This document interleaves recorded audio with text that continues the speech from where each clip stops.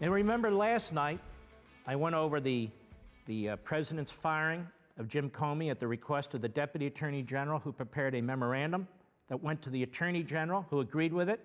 He sent the memorandum in a letter where both of them recommended to the president that they remove the FBI director. In the past, the Democrats had nothing but contempt for Jim Comey. Hillary Clinton on May 2nd made a public statement at a forum that she said, among other reasons, Comey was responsible for her loss.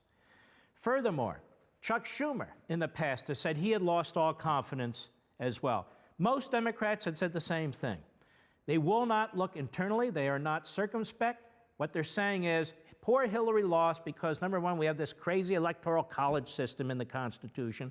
Number two, the Russians screwed the whole thing up. And, of course, number three, Jim Comey with his October letter as well as his July press conference. Now, all of a sudden, they've pivoted. As you know, it's been 48 hours. And it's a cover-up.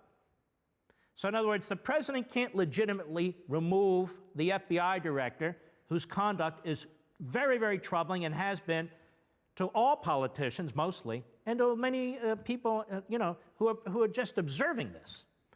Past attorneys general, past deputies, almost to a man and woman have said the same thing. So the president of the United States has the guts to do what needed to be done. The Deputy Attorney General is in office since April 25th, and he explains in a memorandum available to all of us, which we saw briefly yesterday, and which is on the internet for everybody to read, exactly what took place. The timing is obvious. He'd only been there since the 25th of April, and furthermore, he decided to write the memorandum because he's basically the direct report for Jim Comey. And then the testimony last week troubled him greatly when Jim Comey doubled down. He said, I had to make a choice, either reveal what was taking place in October in that letter or conceal it. And as the Deputy Attorney General said, it's not a matter of concealing, it's a matter of proper conduct. If you're not going to charge somebody, you don't then lay out the case against the person and tell everybody why you didn't charge them. And of course, he's right.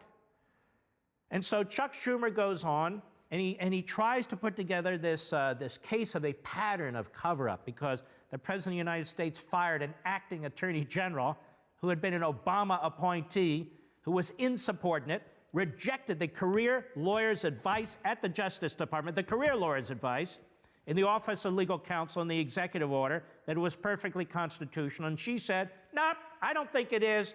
We're not supporting it.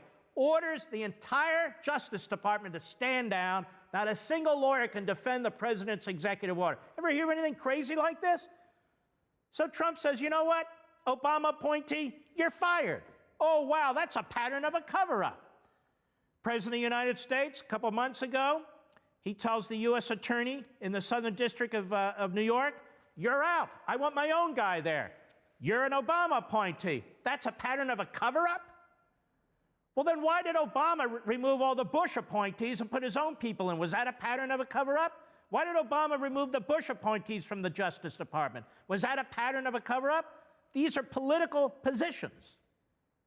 The president has not only the right, the obligation, having won an election, to pursue his policies and put people in positions who endorse his policies.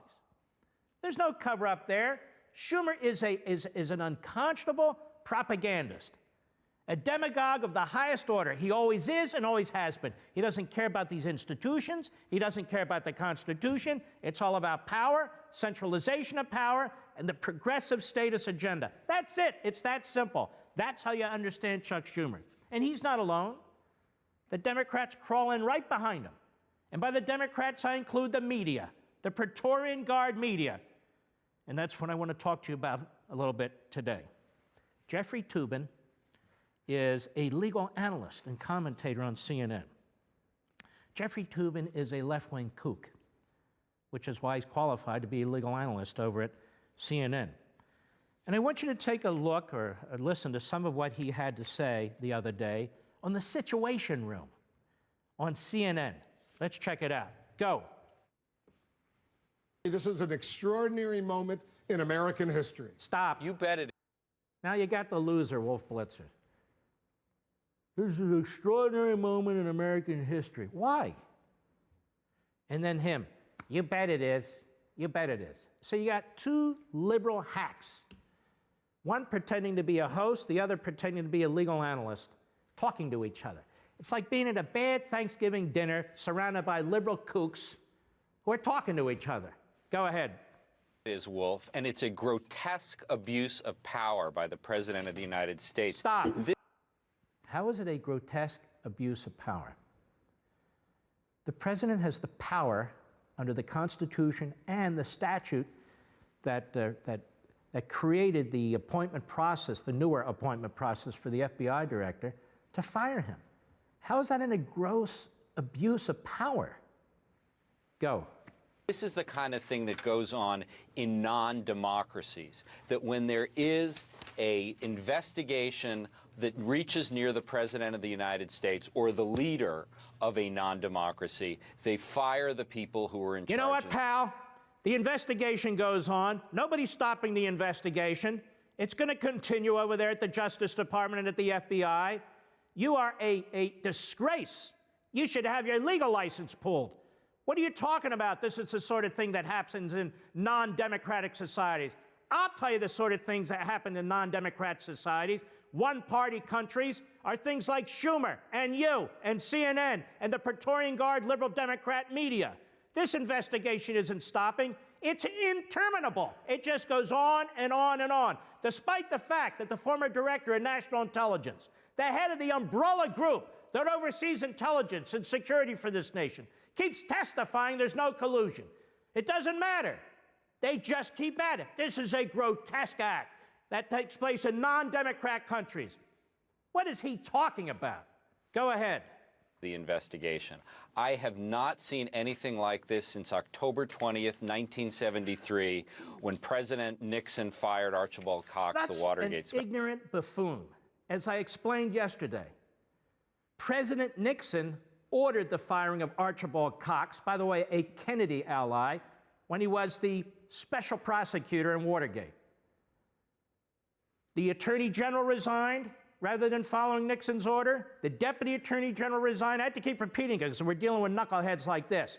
The solicitor stepped up, Bob Bork, and fired Archibald Cox. This didn't happen here. It's the other way around. The Deputy Attorney General, who got 96 votes 2 weeks earlier in the United States Senate, who's presented for confirmation to the Senate Judiciary Committee by two of the most left-wing Democrats in the Senate, who is praised by both parties. Guy doesn't have a political bone in his body, as I pointed out yesterday. He initiated an investigation and an examination, and by the way, I might add, James Comey is under investigation by the Inspector General of the Department of Justice for exactly the same reasons that Deputy Attorney General of the United States, Mr. Rothstein, exactly the same reasons he said he had no confidence in the man. And listen to this fool. Listen to this fool.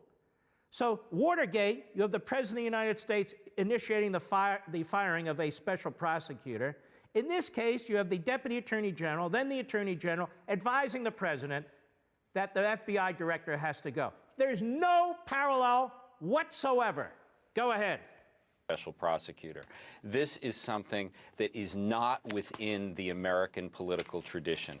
That firing led indirectly, but certainly, to the resignation of President Nixon. This man should be pulled off TV.